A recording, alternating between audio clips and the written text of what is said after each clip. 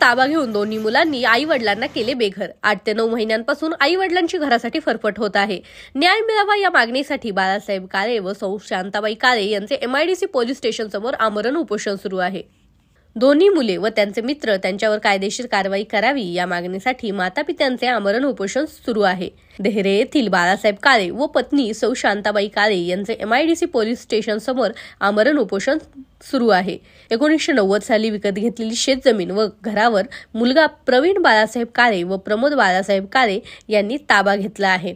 तसेच माझे दोन्ही मुलं व त्यांचे मित्र जीवन लांडगे व संजू पठारे यांच्या त्रासाला कंटाळून व जीवे मारण्याच्या धमक्यांना कंटाळून न्याय मिळावा व आमच्या शेतजमिनी व घराचा ताबा मिळावा या मागणीसाठी देहरे येथील बाळासाहेब सदाशिव काळे व सौ शांताबाई बाळासाहेब काळे यांनी MIDC पोलीस स्टेशन समोर आमरण उपोषण सुरू केले आहे। बाळासाहेब सदाशिव काळे राहणार देहरे मला 9 महिने झालेत घरातून हाकून दिलेलं आहे मुलांनी आणि त्यांच्या मित्रांनी। प्रमोद बाळासाहेब काळे, प्रवीण बाळासाहेब काळे, त्यांच्यावर 2 मित्र जीवन लांडगे आणि संजू पटरे हे आम्हाला घरातून बाहेर हाकून दिलेलं आहे। आम्हाला माझी शेती आहे, मी विकत घेतलेली शेती आहे 90 साली, ती माझ्या ताब्यात द्यावं, घर माझ्या ताब्यात, त्यांनी समजा हाकून दिलं। ट्रक एक दुधाचा तो बी त्यांनीच घेतला, इनवा आहे तो बी त्यांनीच घेतलाय।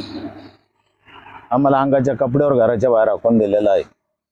मुलावर आणि त्यांच्या मित्रावर तक्रार दाखल केलेली आहे, मला त्याच्यात न्याय मिळाला पाहिजे। शांताबाई बाळासाहेब काळे आम्हाला घराच्या बाहेर काढून दिलेले आहे। ते म्हणजे राहायचंच नाही इथं, नातेवाईकाच तिथं गेलं तर ते म्हणतात का त्यांना बी धमकी देऊन राहू नका म्हणते, राहू नका देऊ।